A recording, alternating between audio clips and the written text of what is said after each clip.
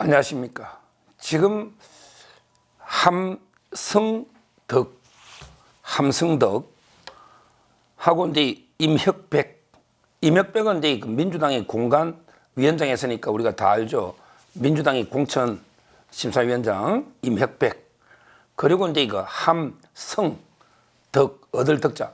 이분은 이제 대통령학 이래서 이제 이름은 좀 알려진 이런 분인데, 이 두 분이 이제 그 한국일보에서 이번에 윤석열, 이재명 영수회담 막전 막후 이래서 이제 그 내용을 전부 다 내용을 이제 그 막전 막후에서 있었던 그걸 자기들이 이제 그 인터뷰 형식으로 해가지고 이제 엄청난 파문이 일어나고 있습니다.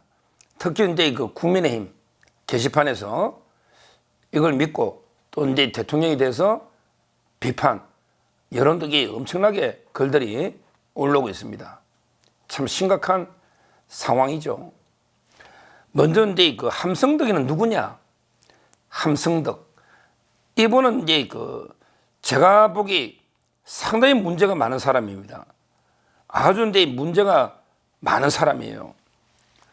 왜 그러냐면 이제 교수가 이제 처벌되는 게 흔한 일이 아닙니다. 저도 이제 교수가 이게 처벌되는 거 흔한 일 아니에요. 이분이 연대 넣었는데 어떻게 유학해서 고려대학 교수를 했거든요. 고려대학에서 이제 96년부터 2014년까지 고려대학에서 이제 교수를 했어요. 그런데 그때 교수할 때 알선 수재 뇌물이죠. 뭐 알선과 관련한 수재, 보통 이제 청탁해가지고 돈 받는 거 있잖아요. 알선 수재로 이제 검찰에 기소돼가지고 2심과 3심에 결국 대법원에서 최종 10개월의 징역을 받은, 징역 10월에 확정 판결을 받았다. 야, 이거는 이제 이거 엄청난 일이거든요. 이런 게 아주 드문 일입니다. 현직 고려대학 교수가 알선 수재로 징역 10월에 대법원 확정 판결을 받았다. 이러면 이게 대충 어떤 분인지 말 안 해도 알 거 아니에요. 이런 사람이 아마 윤석열 대통령 서초동에 집에 같이 아파트 있잖아요. 우리 옛날 삼풍백화점 아크로비스타. 거기에 살면서 친분이 좀 있었는지 없었는지. 근데 이분이 그래서 이제 경기대학으로 옮긴 거예요. 교수를. 고려대학에 쫓겨난 거예요. 알선 수재로 징역 받으니까. 그래서 경기대 교수가 된 거예요. 근데 친분이 있어서.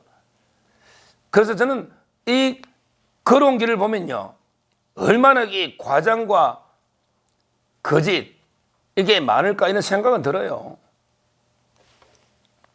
오늘 이제 인터뷰한 내용 중에 저는 상당 부분 이제 허위 과장일 가능성이 아주 높다. 왜 그러냐면 이게 함성덕이 걸어온 길을 보면 신뢰할 수 있는 사람이 아니라는 거죠. 이 사람이 진짜 이게 신뢰할 만하고 만약에 비선으로 해가지고 자기들이 영수회담을 밀사처럼 이게 했으면요, 이게 폭로를 이래 하겠습니까? 이거는 도저히 상식이 안 맞는 이런 행위입니다. 진짜 만약에 대통령의 사적인 특사처럼 밀사로서 영수회담을 조율하고 서로 했다면 그 비밀은 가능하면 죽을 때까지 가져가는 거죠. 그 비밀은. 하다못해 정권이 끝나고 나서 회고록 정도에서 언급할 수는 있는 사안이죠. 그런데 지금 여기 영수회담한 지 며칠 됐습니까? 근데 바로 이게 있었던 모든 걸 언론에 까발린다. 이거는 한마디로 이게 도저히 상식적인 사람이 할 수 있는 이런 행위가 아니잖아요. 그렇잖아요. 따라서는 과연 진짜 이 사람에게 이렇게 비선으로 이제 역할을 했을까 의심이 들어요. 아무리 본인의 역할을 상당히 과대해가지고 떠벌릴 수가 있다. 왜? 지금 대통령실에서는 이제 부인하고 있거든요. 그때 우리 대통령이 직접 전화하는 거 이재명한테 우리 눈으로 봤잖아요. 대통령이 직접 전화했잖아요. 만나자고. 그리고 이제 비서실장 정무수석 라인이 있으니까 뭐 조금 이게 어떻게 뭐 아무것도 없지는 않을 거예요. 아마 이게 1%의 진실에 저는 99%의 거짓을 섞거나 과장해서 야 내가 이 역할 다 해서 내가 이게 대통령 특사로 이 회담 다 해서 이런 과시 옛날에 뇌물받아 10개월 징역 받은 거 알잖아요. 엄청나게 과장이 있었을 것이다. 첫째. 자, 그 다음에 그 말도 그래요. 거기 인터뷰 내용을 보면요. 내용을 보면 이제 그것만 보면 이게 다 100% 믿으면 충격적인 게 많아요. 뭐냐면 이제 그 국무총리를 이재명한테 추천해달라. 했더니 이재명이가 뭐 추천 우리가 할 필요 뭐 있냐? 뭐 추천 안 했다는 이런 이제 이야기도 있고요.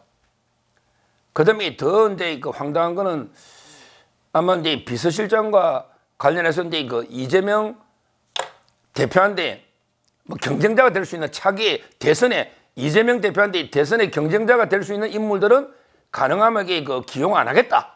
이랬다는 거예요. 와, 이것만 보면 이게 엄청나게 피가 끓잖아.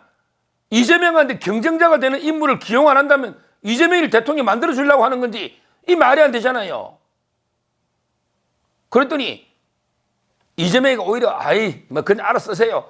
인물은 경쟁자 인물은 많을수록 좋다 이러면서 단 한 사람은 안 됩니다. 원희룡이는 안 됩니다. 원희룡이는 양평고속도로 조작한 놈이니까 원희룡이 안 됩니다. 이랬다는 거예요. 근데 그때 우리 원희룡 비서실장이 유력하게 거론되다가 비서실장이 안 되니까 지금 이게 우리 우파 국민들도 봐라 그 말 맞지 않냐? 그 폭로가 맞지 않냐? 원희룡이가 거론되다가 안 되니까 이게 뭐 오비일학으로 우연의 일치인지 아니면 진짜 이재명이가 원희룡을 비토해가 안 된 건지 우리 확인이 안 되니 그거 맞지 않냐? 이런 글들이 올라오고 있는 거예요. 그리고 이제 아까 총리 추천해달라. 그 다음에 그 비서실장도 원희룡 안 된다. 그리고 이제 그 이재명의 경쟁자들은 기용하지 않겠다. 그리고 이제 앞으로 자주 만나면 뭐 골프도 치고 부부 동반 모임하자. 뭐 이런 걸 이렇게 쭉 인터뷰에서 다 까놓고 있습니다. 그리고 이제 또 황당한 거는 뭐 이재명이도 이런 말 했다는데 야, 이번 대선에 내가 떨어지길 잘했다. 내가 떨어졌으니까 이제 야당 더 정책 공부도 하고 하는 거 아니냐. 이런 폭로도 있고요. 내용은 이런 것들이에요. 근데 저는 과연 이게 그러면 내용들은 얼마나 믿을 수 있을까? 아까 제가 이게 비선이라는 것도 믿기 어렵다고 했는데 자기 1%의 역할을 갖다 부풀려가지고 마치 이게 뭐 비선 특사한 것처럼 그것도 이게 부풀려질 수가 있고 그 다음에 두 번째로 이 내용은 그러면 이게 얼마나 신뢰할 수 있을까? 믿을 수 있을까? 저는 이 내용도요, 기본적으로는 이게 그 전적으로 신뢰하기는 어렵다고 봅니다. 왜 어려우냐? 우리가 이게 말이라는 게요. 그래서 저는 법조인이잖아요. 정의할 때도 이게 누가 한 번 이게 전달한 말은 증거로 안 씁니다.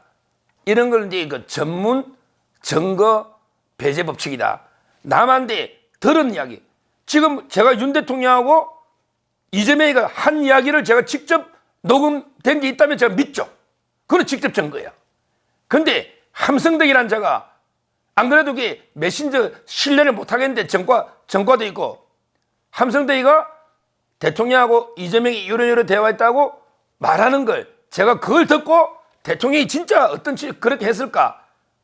어떤 취지에서 이게 판단할 수는 없잖아요. 제가 섣불리 판단할 수는 없잖아요. 그런데 제가 왜 이 방송을 그럼 하느냐? 그래도 이게 좀 이따가 제가 드릴 말씀이 있어서 하는 겁니다. 저는 대통령의 우리가 말이라는 게 한 달이 건너고 한 달이 건너면요 아주 이상하게 반대로 왜곡되는 경우 상당히 많습니다. 예를 들어 윤 대통령이 이재명이 한번 떠보려고 어이 하면 전략상으로 한번 추천해 보시오. 뭐 안 따르더라도 이런 취지로 한 것도 진지하게 대통령이 백기투하게가 총리권을 이재명이한테 다 맡긴다. 이렇게 전달할 수 있는 거 아닙니까? 실제는 전략적으로 하면 이게 어떻게 되는지 한번 떠보려고 슬쩍 꺼낼 말도 전달하기에 따라서는 이게 완전히 백기투항으로 보일 수도 있거든요. 그것도 마찬가지예요. 이재명한테 이게 경쟁자 이것도 웃으면서 뭐 농담 반 진담 반으로 그냥 떠보려고 해도 또 이게 진짜는 야 경쟁자를 뭐 이게 진짜 기용 안 하려나? 이런 식으로 이게 엄청나게 과장 왜곡 심지어 뜻이 180도 달라져 버리는 이런 경우를 제가 수없이 봤기 때문에 제가 윤 대통령과 이재명 대화 녹취록을 직접 보지 않은 이상은 제가 이게 뭐라고 논평하는 거는 저는 부적절하다. 대통령이 진짜 워딩을 제가 모르기 때문에, 그 의도도 모르기 때문에, 무엇보다 이게 함성덕이 말을 어떻게 믿냐고. 대통령이 골프 친 걸 제가 본 적이 없는데, 면허증도 없어 골프 친 걸 본 적이 없는데 골프를 한번 칩시다.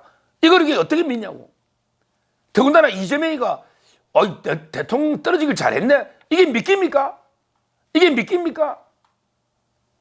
따라서 저는 아마 이런 식으로 대통령이 저자세 했다면 합의가 높겠죠. 뭐 25만 원 주든 뭐 주든. 근데 그때 아무 합의도 안 놓잖아요. 이재명이 빈손으로 갔잖아요. 따라서 함성덕의 말만 믿고 대통령을 너무게 비판하는 거는 저는 좀 자제해야 되겠다. 이 생각은 제가 들어요. 그런데 왜 제가 이제 이 방송을 그렇게 하느냐? 실제 대통령님, 실제 1%의 물론 진실의 99% 거짓이 섞였다 하더라도 그 1%의 진실의 한마디로 그걸 그걸 주면 안 되는 거예요. 그 거리를. 이런 자를 뭔가 전화를 하고 만나고 뭐 상의했으니까 뭔가 조금이라도 있으니까 1%의 진실 뭐라도 있으니까 거짓말을 할 그 거리 그걸 조금이라도 있으니까 부풀리고 하니까 이런 게 나오지 않겠습니까? 이런 라인들을 정리해야 되는 말이에요. 대통령도 물론 뭐 다양한 의견도 듣고 하다 보면 어떻게 다 공식 라인만 물어주고 뭐 친문에서 조언하고 다 해요. 그런 거 다 이해한단 말이에요. 근데 이자의 하는 행태를 보세요. 진짜 빚은 역할했다 하더라도 무덤까지 가져갈 비밀을 며칠 만에 이렇게 떠들고 대통령을 완전히 개망신을 주고 있는 이런 사람을 통화나 했거나 뭐 근거가 있으니까 인터뷰 언론에 부를 거 아닙니까? 이런 사람을 근처에 있으니까 아예 원천 이런 사람들에게 상대를 안 해야죠. 우리 김 여사도 마찬가지였잖아요. 아무리 참칭해도 그 목사 만나는 것부터 완전히 그렇게 해봤잖아. 그때부터 좌파들의 공격거리를 주지 않습니까? 거기서부터 저는 조금 더 사람에 대한 철저한 검증이 좀 필요하다. 소통은 다양하게 뭐 할 수도 있죠. 옛날 사적인 인연으로. 그렇지만 이런 뭐 아무 근거 없이 완전히 인터뷰까지 지내지는 못할 거 아니에요. 최소한 뭐 통화를 했다거나 아니면 뭔가 뭐 영수회담 이야기가 조금이라도 있으니 100% 소설로 지내지는 못할 거 아닙니까? 그렇다면 좀 사람을 골라 써야죠. 이런 아까 전과를 떠나서 이 행태를 보십시오. 행태를. 폭로를 아주 고약하게 대통령한테 아주 불리하게 공격, 이거 완전히 뭐 첩자도 아니고, 저는 도저히 납득이 안 됩니다. 옛날에 심평 변호사도 계속 뭐 멘토 하면서 지금도 가짜뉴스인지 뭐 오늘도 글 올려가지고 나는 아니다 싸우겠다 뭐 한동훈이가 그지만 계속 그러는데 그러면 누구 의원인지 근거를 내놨든지. 아니 멘토라고 하면 멘토가 아니라고 이용호 의원이 말했는데 좀 정확하게 사람을 좀 철저하게 검증을 해서 임무를 맡기더라도 그게 맞게 써야 안 되겠습니까? 용인술. 저는 뭐 함성덕의 말을 거의 믿지는 않지만 뭐 본인의 대부분 저는 과장 허위라고 생각하지만 그러나 완전히 무에서 100% 창작해내고 뭔가 아무것도 없는 데서 할 수는 없지 않겠습니까? 그렇다면 저는 대통령이 잘못한 부분이 있다 봐요. 뭔가 이런 사람과 접촉하고 저는 만난다는 그 자체가 문제가 있다 봅니다. 주의를 좀 깨끗하게 해서 진짜 깨끗하게 직언해줄 이런 분들을 두야죠. 쓴소리하는 이렇게 자기 과실 자기 정치라 이게 뭡니까? 이거 완전히 정신병자 아닙니까? 또라이 아닙니까? 이거 함성도 진짜는 또라이잖아요. 앞으로 절대 저는 지금 비선 계속 지금 박영선 총리, 양정철 뭐 비서실장 계속 그때도 막 혼선이 얼마나 됐습니까? 인사 라인도 아닌 사람이 이런 혼선이 놓으면 안 된단 말이에요.